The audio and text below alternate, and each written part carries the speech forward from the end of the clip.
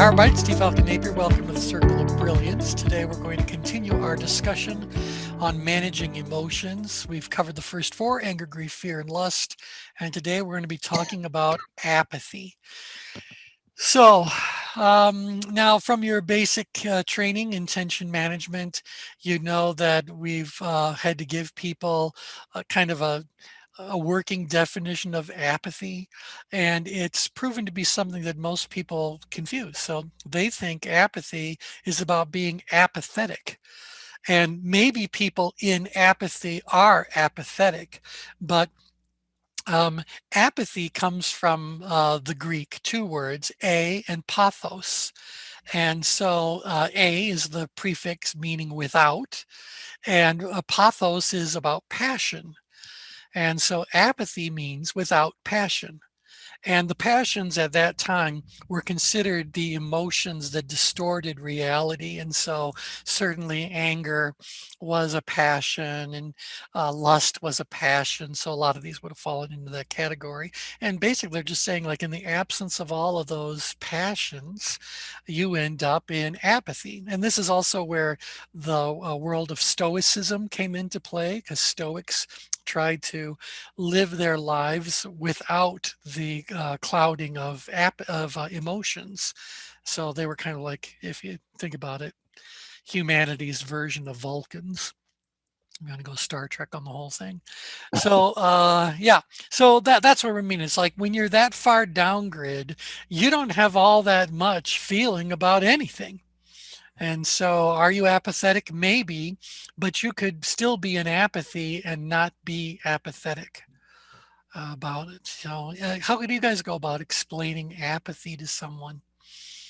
Well, apathy, deep apathy is, we talk about being on the borderline. And, I almost see it as if somebody is truly in apathy, that they would warrant an intervention. Oh, yeah, if you're deep, deep down in like Yeah, this, the downgrid danger zone, yeah. certainly something could be going on where you'd want to do a little bit of an intervention.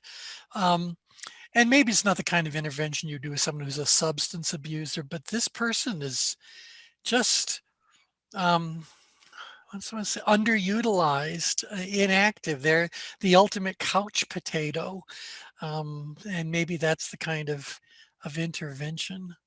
Um, I just looked up a definition. They've added the word indifference to it.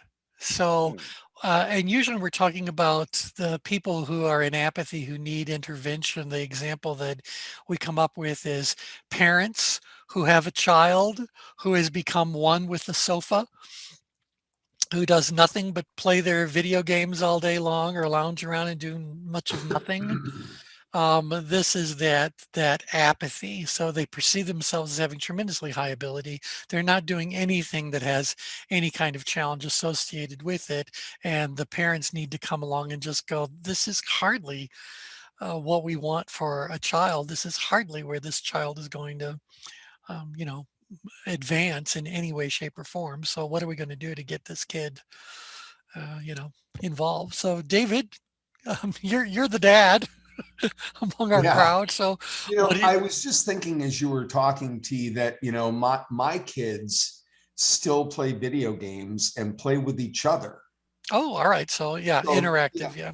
yeah, so they will get online and join a game together and then communicate through the headset together and things like that. So that's kind of a way for them to stay connected. Yeah. Modern video games. Yeah. Yeah. Yeah. Yeah. Yeah.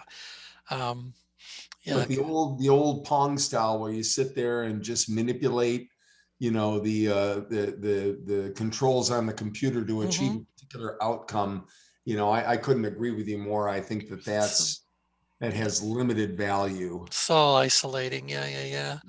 Yeah. But even then, it's like how many hours a day do you want to be supporting that kind of a behavior? And again, all of your kids are adults now, Right. right? So, but I mean, we're talking about a kid that's 12, 13, 14 years old. Right. That's kind of like a different sort of a situation. Well, what is it that, let's see what else I can tell you about apathy. Lack of interest, enthusiasm, or concern. indifference, the root of apathy um, means unfeeling, pathos. So they're saying pathos means feeling. Same empathy, sympathy. What else? The opposite of apathy is um, that's how they tell you the definition. Empathy is the opposite of apathy. Huh. Huh. Interesting. The lack of enthusiasm seems to resonate with me. Like I'm remembering I've been a foster parent and stayed to Florida for Yeah. over 13 years. And I remember one of the kids would come home with the little pink slip from being in school detention. And so then they called a parent teacher conference that I had to go to. And so in the meeting, she said it was a history class. And so he would get in trouble for not being participative or being disruptive. And I'm talking to him and he said, well, it's boring. I'm not going to read that stuff. And I said, well, I have a problem with this because, I can take him to the Barnes and Nobles where he loved going and Sure. he'll read a car book and he can tell you the different engines and all those different kinds of things of the car with no problem. He just was not enthusiastic about history, and in particular, the way the teacher was teaching it. And I could Right. see why, because I actually sat in the class and it was like that commercial guy, dry eye guy. Yep.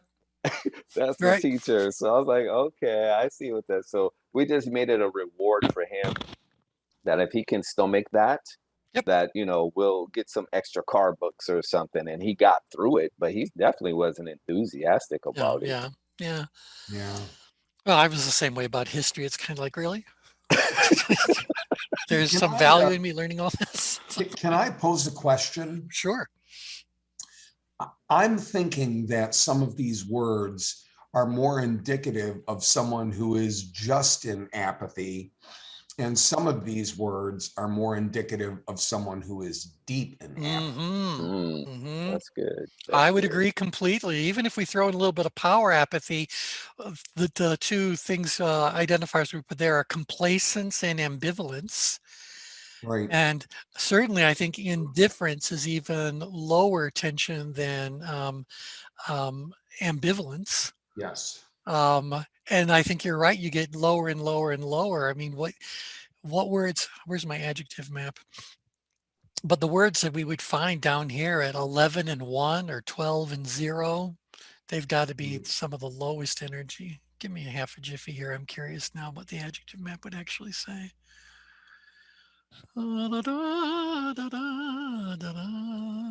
Are you singing, T? Not with a group or anything. I was thinking about it, but You the should problem do. is they want to rehearse so much. Yeah. And I'm used to being, the choirs that I sang in, they would pass out the music and we'd run through it one time and then we'd perform it. Right. So I think that for me is the issue. How about you? No, I'm singing with my chorale, and we're just getting started again after the pandemic in September. But I have all the music for the Christmas concert here, and I've already. What I do is I tape it if it needs to be taped. I write the name of the song in the upper corner of so it's easy to pick out in a folder, and then I highlight all the words and the notes that I have to sing, and then they put in Dropbox the bass tracks for all the songs so I can rehearse them before we even get to a rehearsal. Oh, Wow. but that puts you way ahead of the other people singing your part. Well, he's expecting, I mean, this guy he was my high school music teacher, believe it or not. He's just turned 80, but his level of performance and his level of expectation drives perfection. I mean, he is a true master. He's got his PhD in choral conducting from Michigan State. Wow. Yeah. So he's good. Yeah. Oh, wow. no, he's very good. He's very good. And we have a great accompanist. She's actually from South Korea and emigrated here with her family and is a great pianist and great organist. And we have about 40 members. Oh, that's a nice choir. Yeah, it's a good size. Hmm. So we rehearse weekly. And see, I could even put up with that, but yeah, I don't know. For me, that's the real issue is I don't want to go to the rehearsals. Right. I'm more than happy to show up. And I love the idea. I could study it on my own and then I'll show up for the performance, but really do I have to do all that other stuff? And sadly, their answer is yes. So, okay, I was looking for the adjective map handout and I don't have it on my laptop. I'd have to pull it all out, but I'd be very curious to know what I did find. That is not what I was looking for. What I did find was this one, the mini adjective map. I'll slide it in. Private, knowledgeable, reserved, aloof, depressed, negative. So the red ones are the ones we are concerned about. Aloof, depressed, negative. And if they're that far down grid, then yeah, definitely some sort of intervention around negativity could be there, some sort of intervention around depression. Yes. Yeah. Lack of awareness. I mean, Hmm. that's a whole intervention in and of itself. Yep, it is. It is. Okay, so all right. So then back to apathy. So this is we know where it lives. So what is the cure for apathy? If we've got a client who's this far down grid, what kinds of things might we say or do to move them elsewhere? Well, you want to move them up grid, and I think towards pride is really the ultimate destination. Yep. So up and out, up and out. So do something. And if we look at the engagement rings, the problem with being this far down grid is you're in this hypo awareness or down grid awareness kind of level. Um, I haven't even formulated any sort of an intention. So even if I can just get this person who's that far down in apathy to formulate some sort of even a weak intention, and that leads a little bit to a downgrade level of engagement, something positive has happened as far as that movement goes. But we've often said that people down in apathy represent untapped potential. And that untapped potential translates into unfulfilled missions, unmet visions. What we want to do is find a way to have this person rekindle some sort of vision, mission, purpose, some goal, something around which they can get energized. Whatever they're in apathy about, I can't fix that because they're already recognizing themselves as having an extremely high level of ability. So, Brian, the scenario you put forth about a kid who's very against reading about history, you think there was going to be anything at all that I could do to get him to be excited about history? No, that's why I didn't waste time with that one. Because Right. again, I actually, my own experimentation sat in the classes. I wanted to see what he was experiencing. And I was like, at the end of the class, I didn't tell him, but I was like, oh my God, I wouldn't want to You were sit. just as apathetic. Brian, if I could make a suggestion, one of the things that I've found is that sometimes that representational system of reading really turns off a certain learners. And maybe if you showed him a movie or Yeah. that included some really, I mean, there's one out right now called Midway, which is recounting the World War II battle, and it is fascinating. Yeah. And well acted, and I can't imagine even a kid not appreciating the intensity of that movie and learning history from it.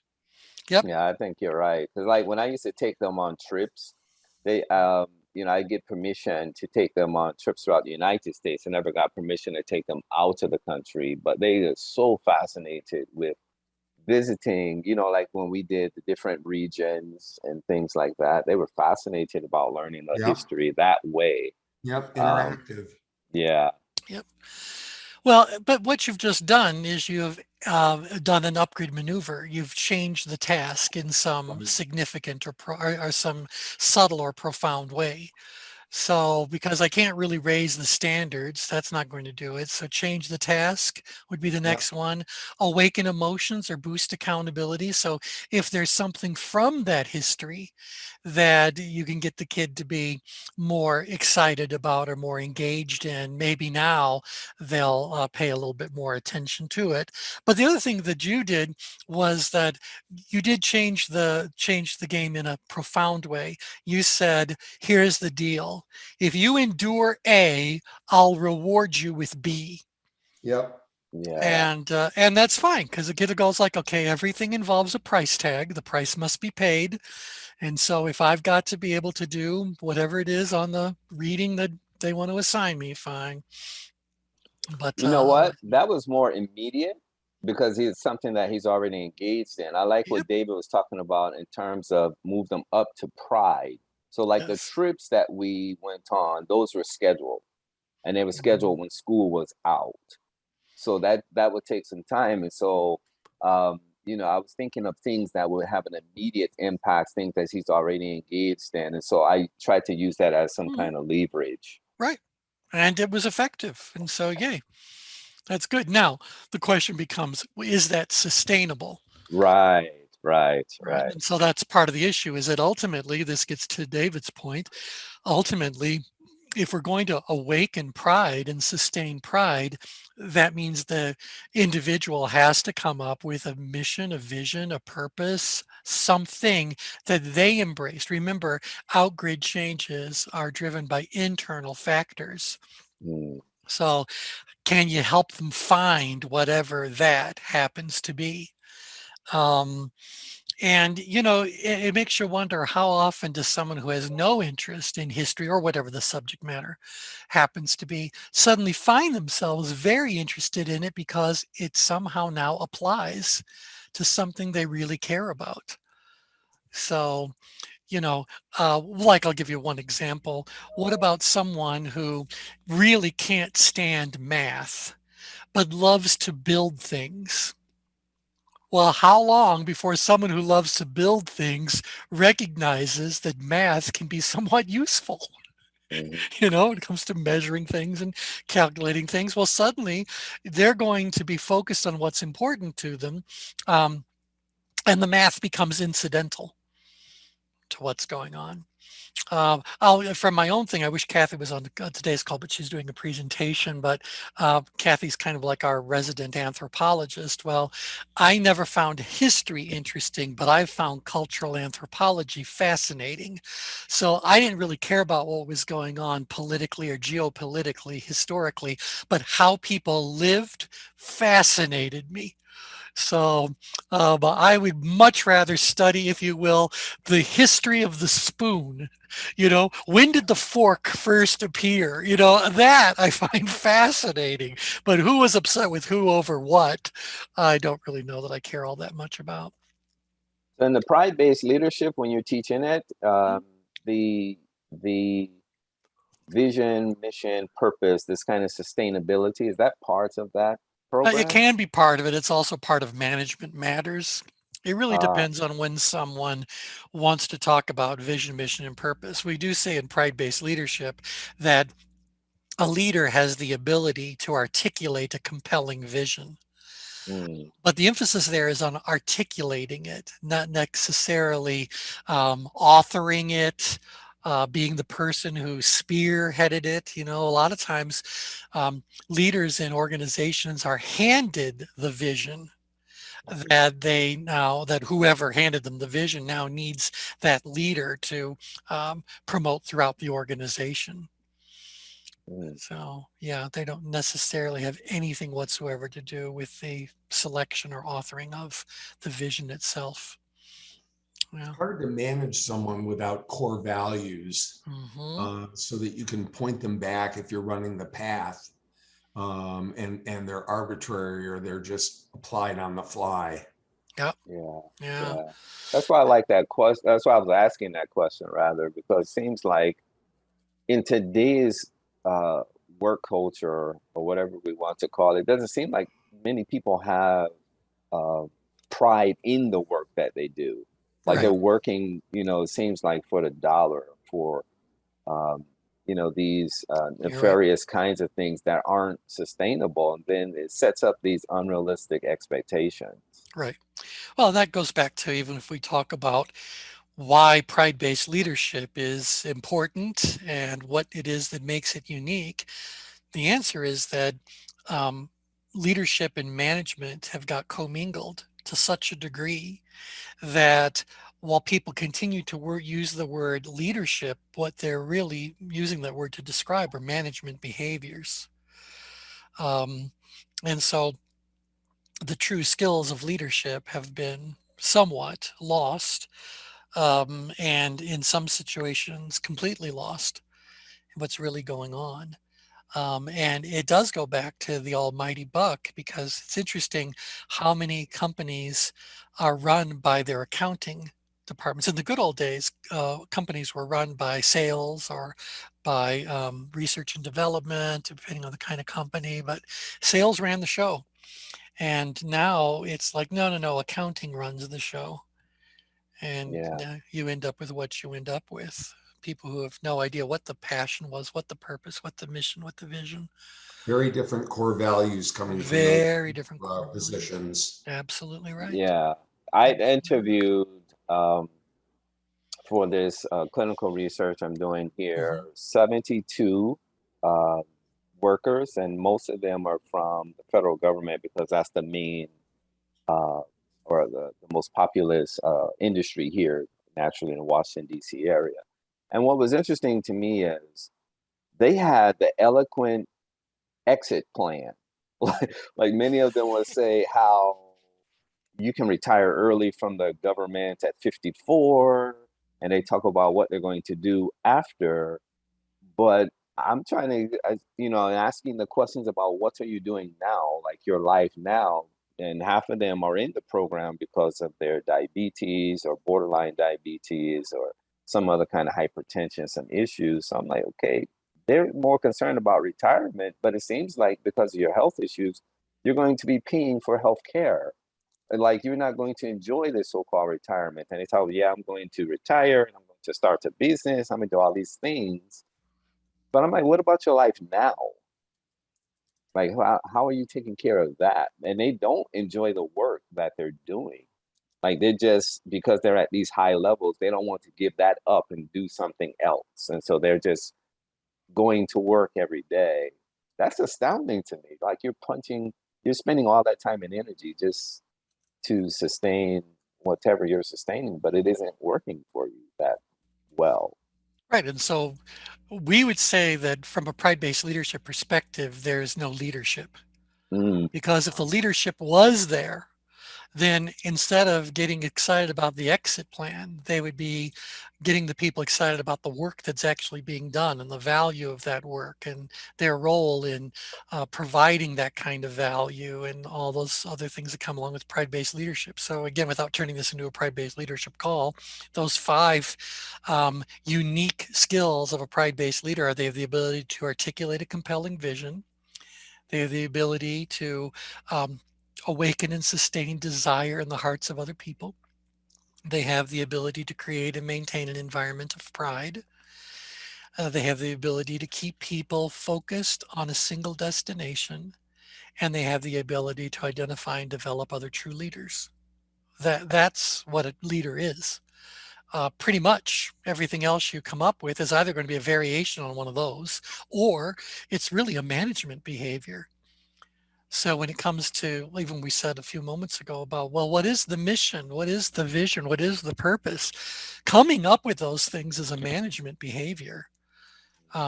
Communicating it and supporting it and living it is what leadership behavior is all about. mm. I actually had a client that paid me to go to each one of their offices and create their own independent mission, vision, values. Ooh, and how did that turn out?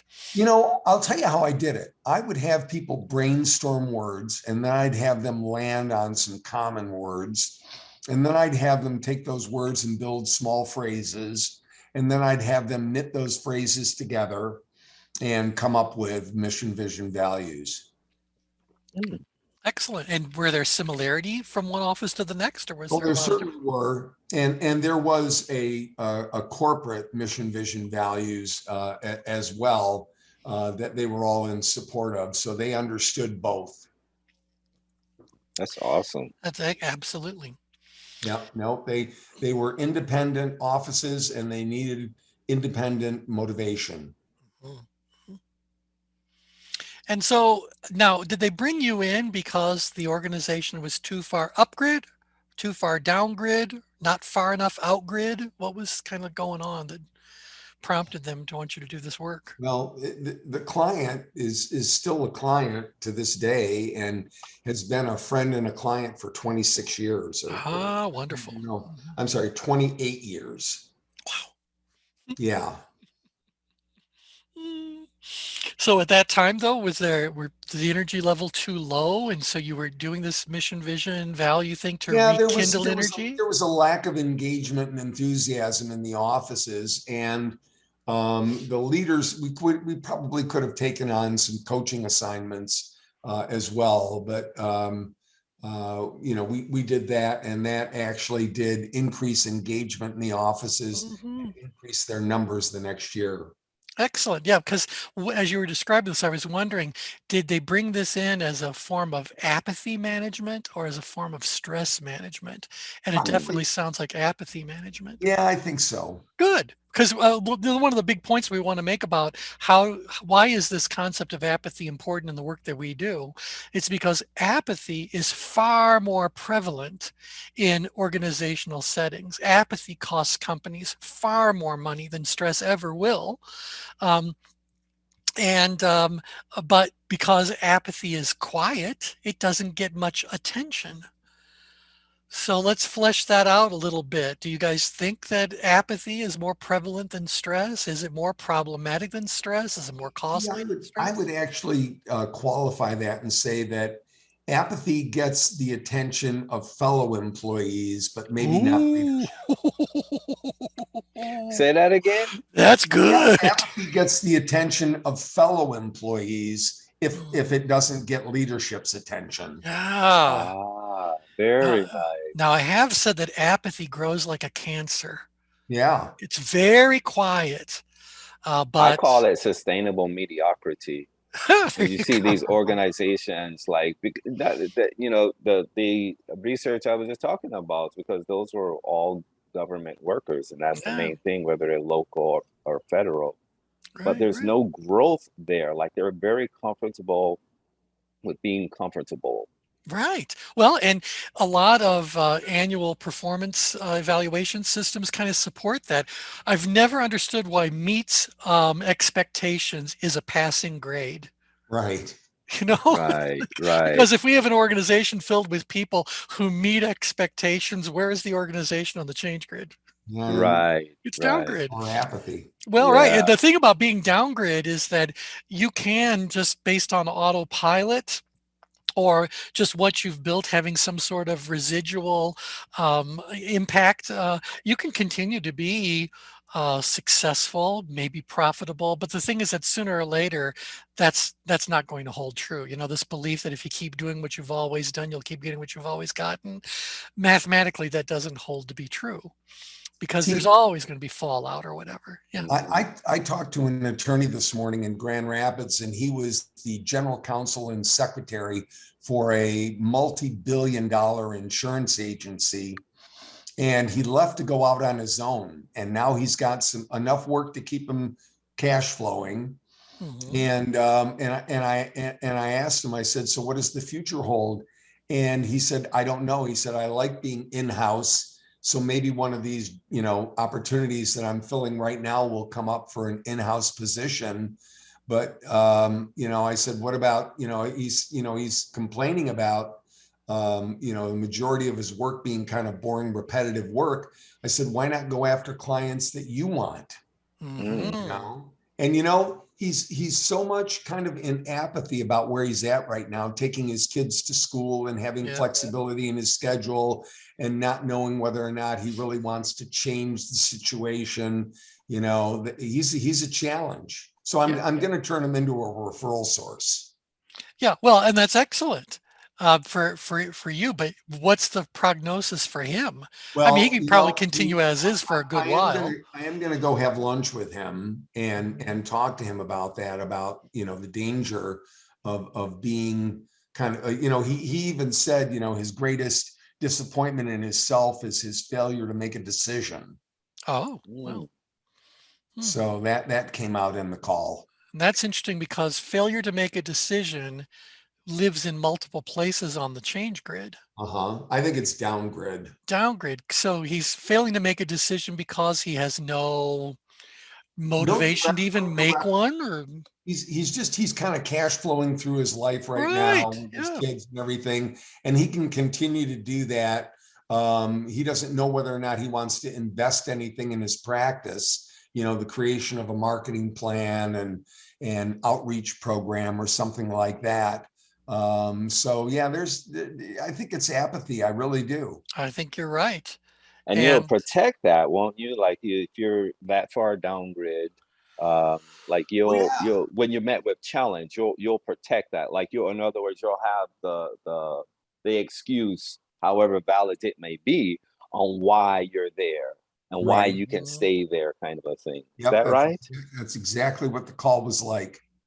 yeah, Mm. wow. So let's think about his future. If you want to kind of, what's the Well, problem with being in apathy?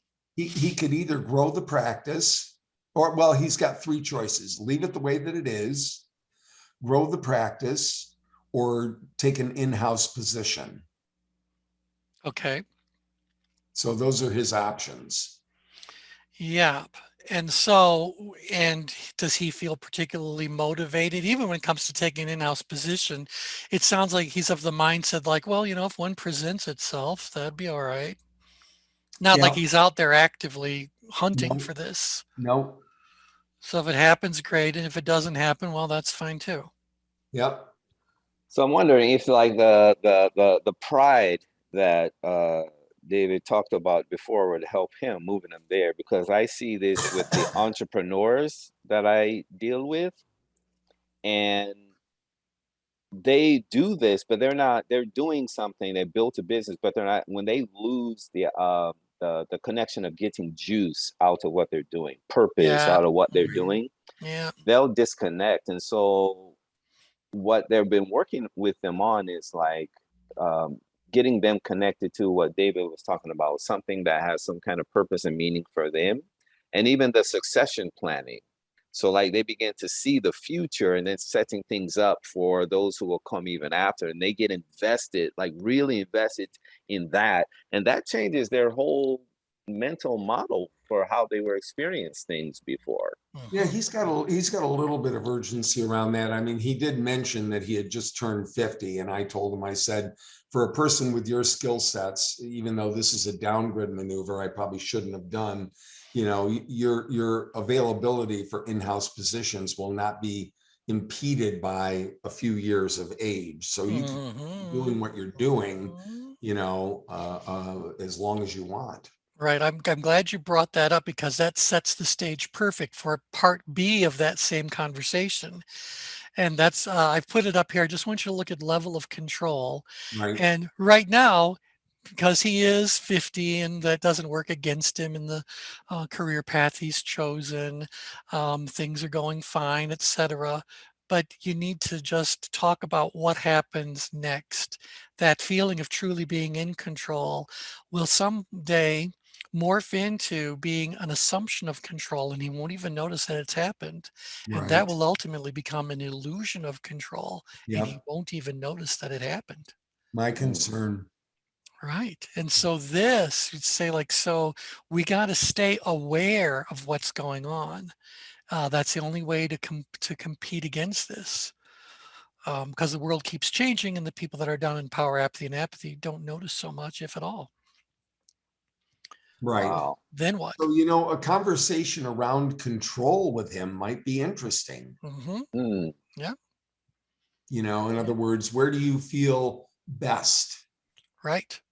And And how often are you there? How often are you not there? yep. And what's preventing you from being there? Yep. And how do you stay there?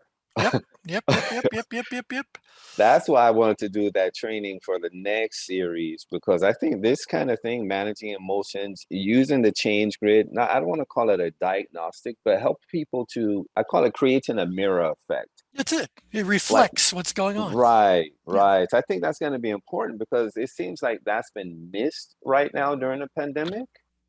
Yeah. And there's a debate about returning people to office, not returning to office, but there's a sense of loss of self in all of this right now. And I don't see any real strategies or plans that businesses have to help prepare for that. So people go back to the office and they're like, I heard one interviewee said, "Well, I just turned 40," and he says, "I'm concerned with how do I connect with people." And I said, "What do you mean?" He says, "Well, we had this year and a half of not connecting with people." He said, "When I went back to the office, they kind of stagger it." He said, "It's almost like I had to retrain myself how to connect with people." He said, "I just wanted to be alone." So that isolation became kind of the way of doing things. And that's the power of, like, even what technology is doing, what people don't understand, that subtle attack. It doesn't just change people's behavior, it changes the way people think about things.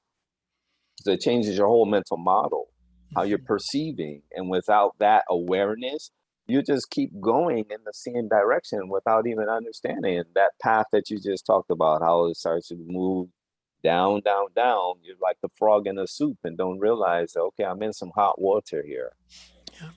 T, what do you think? I mean, I just had a vision of, I'm going to have lunch with him. How about if I send him a change grid with about 6 or 7 items, Sure. tasks on it that he would be involved in regularly, and bring him the results? Sure. Absolutely. It would really then allow you to talk about, this level of control issue that he's Right. feeling, because you want to give him the warning that if the illusion of control ultimately puts him in a situation where now he has to scramble, he's going to be back up in stress, feeling out of control. He's Right. going to, well, does he want to keep working his way down through this?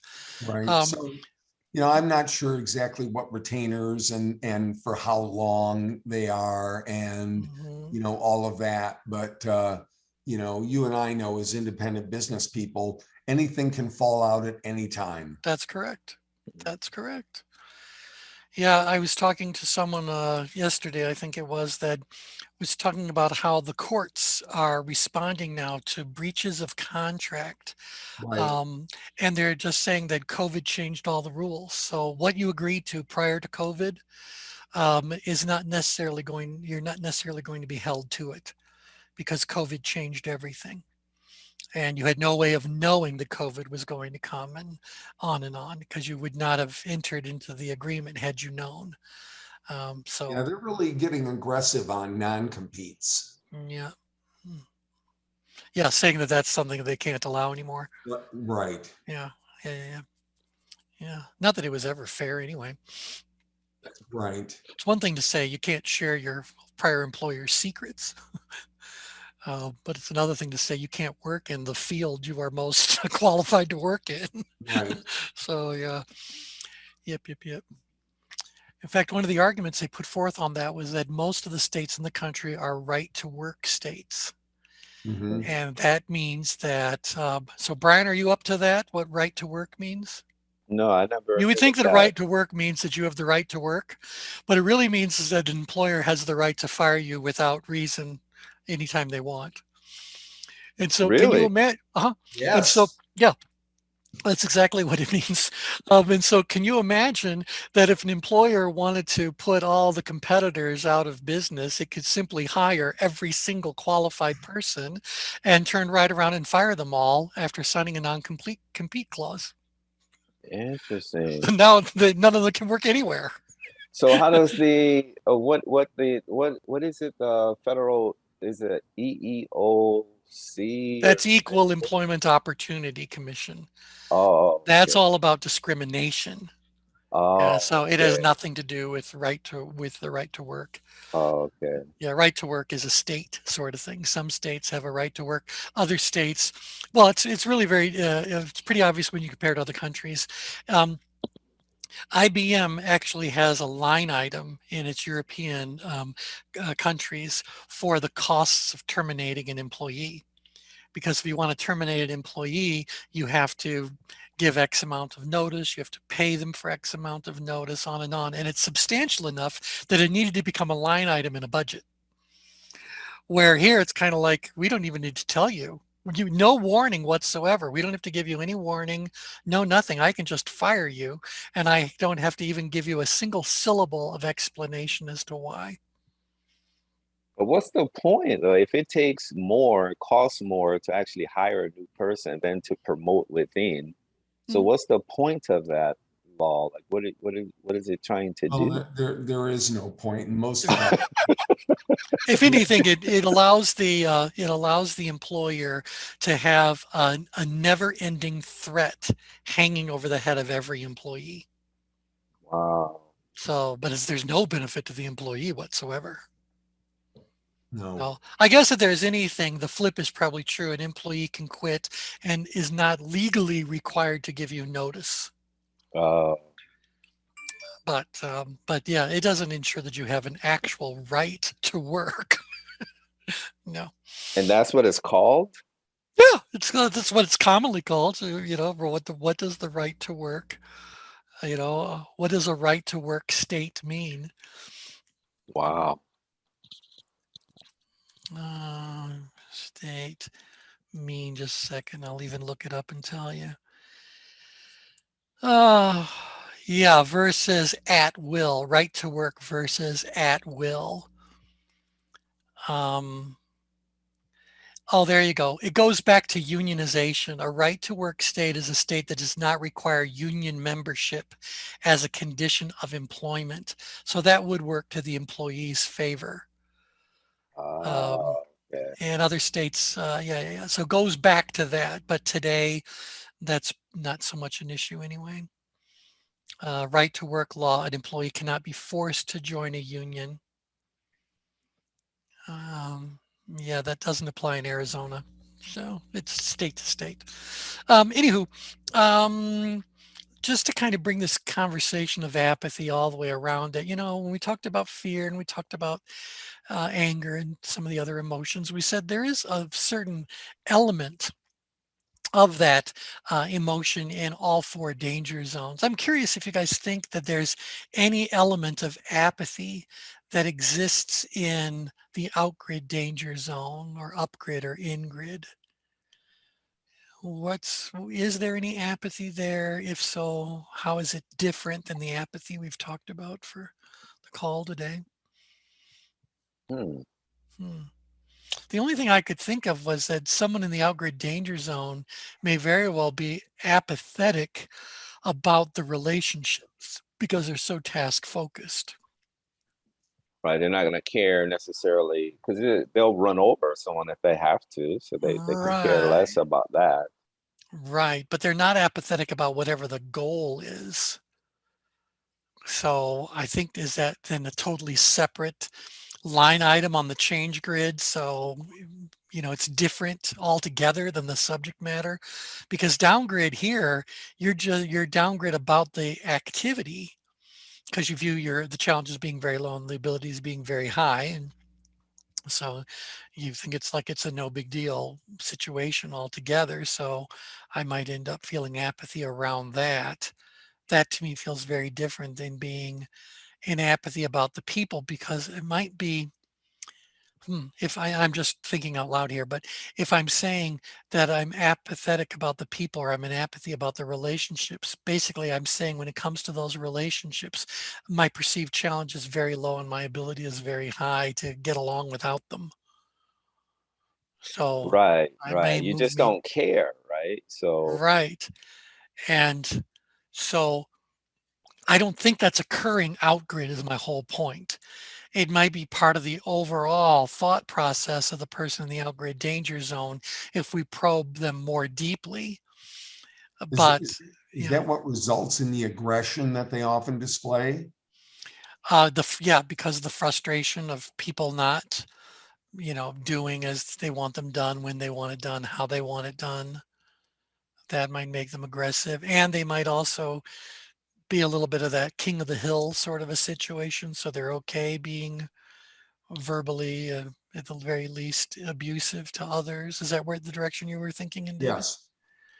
Yeah. So that's almost more of a ploy than, yeah. So I'm trying to think then, I'm not really apathetic about, I'm not in apathy about the relationships. What I'm doing is trying to fight against anyone giving me any pushback. Right. So if Yeah. anything, at that point in time, those relationships have become important subject matter, even though I just want to kill them. It's still in the moment that's important subject matter. So I don't think there's apathy out grid. Yeah. Again, I think if I'm talking to someone who is out grid and they start talking about things they don't care about, if we explore those things they don't care about, they'd end up down here about those activities. They'd say, look, it's not a big deal. It's not a problem. I can handle it. So that's the tone of someone who's down grid. Is there apathy up grid? I don't, I don't think so. It's a tough one. yeah, I don't know. What am I, maybe apathy, here we go, going back to David's example, maybe a long period of being down in apathy about a situation has evolved into a situation that now I'm up in stress about. Yeah, that was my concern. Yeah, so maybe apathy will sooner or later lead back to stress, but the apathy isn't up in stress. I think this is where a lot of the mass shootings come from. Oh, do tell. I do. I think people get so frustrated and so apathetic about a particular situation that they cross the borderline and react. Yep. That's a Right. good point, because remember that Joseph Ledoux in his book, The Emotional Brain, he just delineates between the emotion response, emotion feeling. So the emotion response is, the physiological thing, something actually triggers, where the emotion feeling is that high, the perception of that feeling Mhm. and the labels you address it. So for those people like David's talking about the mass shooting, Yep. they hold it in, they're isolated, there's no support system, there's no grounding in terms of awareness, and next thing you know, they just react. Yep. And this was what I was actually looking for earlier. This is the adjective map on the danger zones coming together. You guys have all seen this enough that you know what we're looking at. So if there's deep, deep down grid, oblivious, unavailable, unconscious, depressed, despondent, dull, remote, moody, gloomy. I mean, these words almost are big flags that something explosive might be coming. Yeah. But when they do that explosive behavior, see how close they are to brutal and cruel, unyielding. Yeah, the problem is that these people, they say this is a job for mental health professionals, but nobody ever gets pre-warning to be able to do any intervention. Right. So that's kind of a silly argument. It is, because we'd have to go like, what are the early warning signs of, see, if there's a difference between a mass murderer. No, I guess it'd be a mass murderer Yeah. or mass murder. Yeah. What's driving it? I mean, I think the people that are this far down grid have a score to settle. Maybe. Wouldn't that be interesting to do a I call think just that's, on what's driving mass murder? Because it's all inside of this red square one way or another. yeah, I think you made the point. I think that's the case. Yeah. Yep. Score to settle. Yep. Score to settle. Even the person who's this far in grid, avoiding, cowardly, mousy, reticent, subservient. So I can certainly see how that, if it gets triggered, could end up in this very outgrid or upgrid behavior. Mostly it's an outgrid behavior. That whole thing Yeah. about killing another person is an outgrid behavior. Right. And see, when I'm thinking about that, that part of the brain, the dorsal anterior cingulate cortex, right? So that Mm, part of the brain is buried like at the front of the brain, and it's the part that's it's known as like our conflict detector. yeah. And so it's trying to act like this mediary between the when we receive contradictory information. So, based on our beliefs and then, what we're told, and it's trying to line things up. So when that's off for whatever reason, whether you're emotionally overwhelmed or something, you'll see these kind of aggressive behaviors because they're really experiencing pain in life and live and can life. Hmm. Interesting. So that's also here because we're talking about the pain. We know pain and anger. Right of there is anger. Anger's home base. So I've always believed that when people say, "Oh, they'd never hurt a fly," or whatever the case may Mhm, be, I believe there is a set of circumstances under which any of us are mhm. capable of things we would never dream we would ever do. I And pray forget the never to be put in those circumstances. right, but those circumstances could exist. I remember there was a TV series years and years ago called A Touch of Evil, and their whole point was that there's a touch of evil in all of us. Mhm. It Mhm. all just depends on the It's circumstances. amazing how many streaming services are out there with these themes. Hmm. Yep. It seems to be so popular, this satanic, you know, uh, Right. you know, I was just going to say that, Dave. In fact, I think I mentioned it last night. There's all these um, TV shows that are actually called evil. All yeah, right. Um, there's one. Yeah. And Yeah. actually, it's pretty good. Yeah. Well, there you go.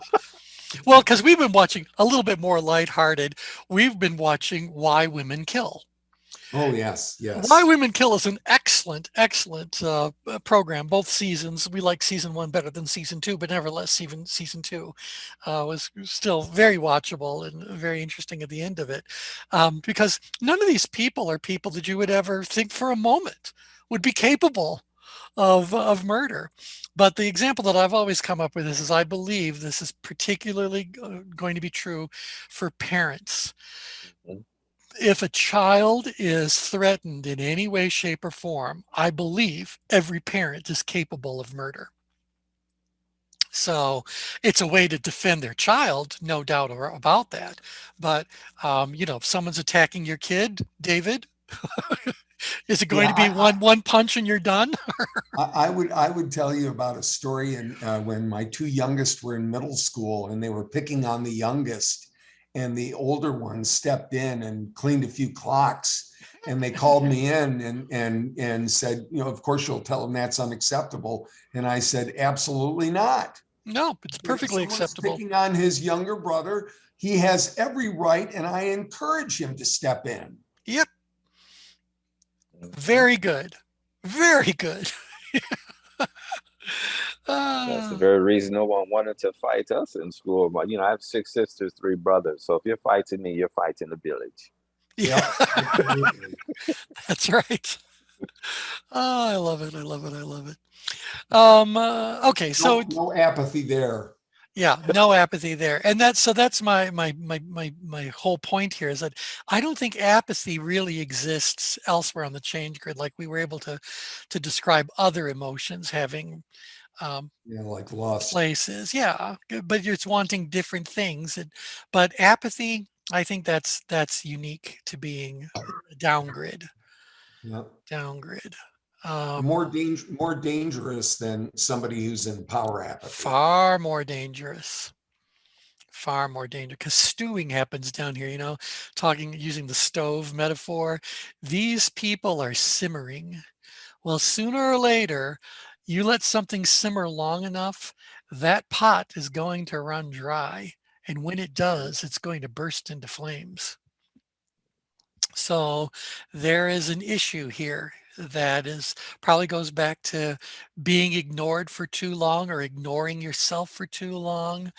And sooner or later, it's going to get intensified, and woe be unto you if you're in the line of fire on that day.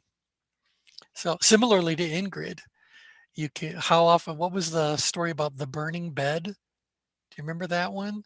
Where the woman had basically been an Ingrid person for so long, and at some point she just snapped and got her husband drunk and set his bed on fire while he was knocked out from what's going on. I think that's a true story. I forget how it all played out. Yeah, I remember that. Yeah. Yeah, So Farrah Fawcett played the wife. oh, right. Yeah, yeah, yeah, Yeah. yeah. Well, and Yep. that's the premise of the second season in Why Women Kill. It starts out with this very, very mousy woman who's looking through a window as she's walking by a cafe and dreams and wishes that she could be with those fancy ladies of the garden club. And Mm. that's how it starts. Yep. And by the time it's over, a lot of people. Yeah, it's fascinating to And watch. see, that's what I mean. When they're the danger of being down there in apathy like that is because, like what Linda just talked about, you're experiencing one consciousness, one conscious experience with two heads. So Mhm. we got a part of our brain that I talked about, and it takes this information. Remember, the first part of the brain, the main part of it is about this interoception. It's looking for stasis in your belief systems, your attitudes, and everything. And so when something is perceived outside of those boundaries, now you have choices to make, and that's what we're always trying to mediate with our Mhm. emotions and these mental frames that we have. That's why it's good in terms of self-awareness to at least have that as a grounding, like as a, you built a house on sand, so to speak. When a storm comes, Mhm. it's doomed to fall. And that's what happens with some people's, even their belief systems, and why they fight back, because they Right. know, no, I had this belief for so long, you're not going to tell me anything different. Yeah. No, it's true. It's true. It's true. And if we just started reading all of these adjectives inside of the what is now the red square that's formed by all the four danger zones coming together, what percentage of the population do these describe?